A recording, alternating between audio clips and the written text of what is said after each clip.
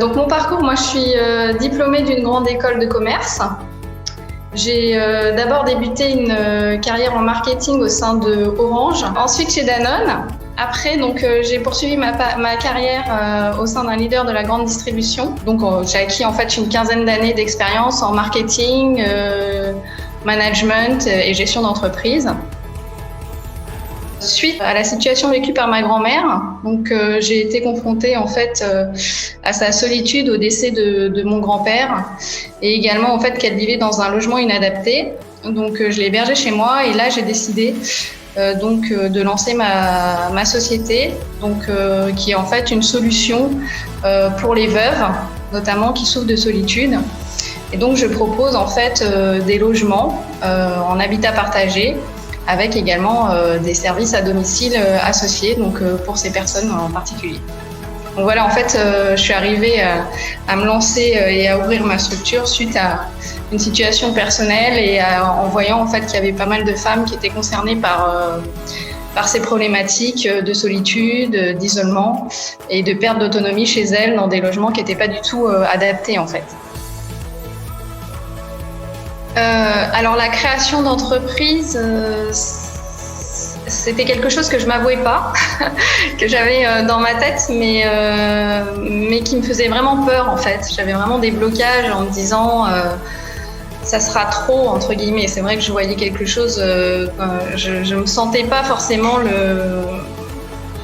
les capacités en me disant finalement quand on est salarié on a quand même c'est plus facile, on sait que notre salaire tombe tous les mois, on a un confort dans le salariat et je voyais les entrepreneurs en gros comme des super héros en me disant mais c'est incroyable ce qu'ils arrivent à faire parce que entre guillemets moi j'aurais trop peur si jamais ça marche pas, s'il y a des salariés derrière, etc.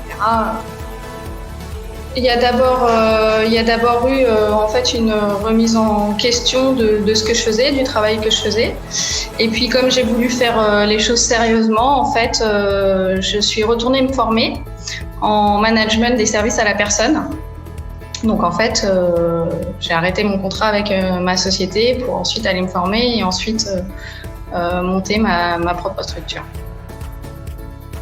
Si, j'ai fait également un bilan de compétences avant, parce que c'est vrai que au départ, je voulais travailler, j'avais pas forcément notion de vraiment monter ma structure, parce que c'était vraiment un gros gap avec mon travail de salarié initialement. Donc j'ai pensé aller voir un peu comment se faisait dans le secteur, etc. Peut-être rechercher comme ça, et puis de fil en aiguille, je me suis rendu compte et notamment en passant par ce bilan de compétences, que vraiment c'était pas du tout le salariat qui m'attirait et qu'il fallait que je le fasse par moi-même. Dans le cadre du bilan de compétences, donc c'était avec le CICE, donc qui est vraiment une structure spécialisée, le CIBC pardon, qui est vraiment une structure spécialisée dans le bilan de compétences. Et quand j'ai commencé à vouloir monter ma structure, oui, j'ai la BGE Paris qui m'a également accompagnée. Ça me donnait aussi des filets et ça me donnait aussi la possibilité de me dire moi j'arrive, je suis novice, mais avec des gens qui ont déjà monté leur entreprise, qui sont déjà entrepreneurs, etc. Puis le club, moi je considère que c'est un accompagnement aussi, le club des entrepreneuses de Juvisy, parce qu'il y a vraiment régulièrement des rencontres. Elles m'ont soutenue également là par rapport au recrutement. Puis après c'est vrai que je me rapproche de différents réseaux, comme Second Souffle, ça donne vraiment pas mal d'expertise, pas mal de conseils pour les entrepreneurs. Donc il y a pas mal de réseaux et c'est vrai que j'essaye de rester tout le temps en contact avec différents réseaux pour justement bien prendre les bons conseils et pas faire les erreurs de ceux qui sont passés avant moi et qui ont déjà fait ces erreurs. La structure là, elle est en lancement, parce qu'en fait, j'ai fait construire pour vraiment pouvoir accueillir tout ça. Donc j'ai fait une construction, j'ai réhabilité des logements aussi, etc. Donc ça a mis 2-3 ans en fait, et là ça se lance en ce moment. Alors rien à voir. Ça c'est vraiment Bon, comme j'avais initialement moi aussi pas mal de responsabilités, c'est vrai que bon, il y a des choses qui se retrouvent bon, dans les responsabilités, etc. Maintenant, voilà, travailler pour soi et travailler pour les autres, c'est vraiment différent. On se lève pas, bon, même si j'étais quand même investie, etc. Mais on se lève pas de la même façon le matin parce qu'on sait qu'on y va, voilà, pour nous.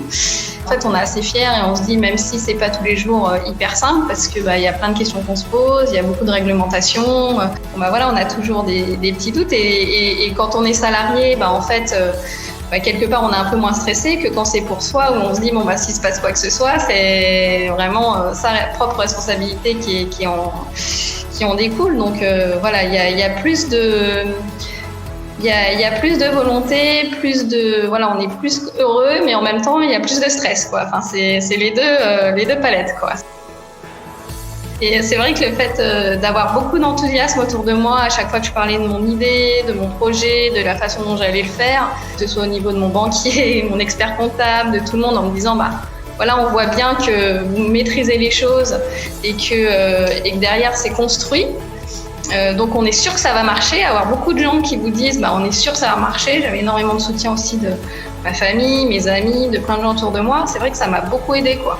Et le fait par rapport au club des entrepreneuses de voir qu'il y avait d'autres filles aussi qui se lançaient, qui faisaient les choses, ça a donné aussi un coup d'accélérateur parce qu'au final on se dit finalement voilà, tout le monde y arrive, tout le monde se lance, tout le monde y va, donc pourquoi pas moi? Voilà, arrête d'avoir peur, vas-y maintenant ouvre, etc. Lance les choses, quoi.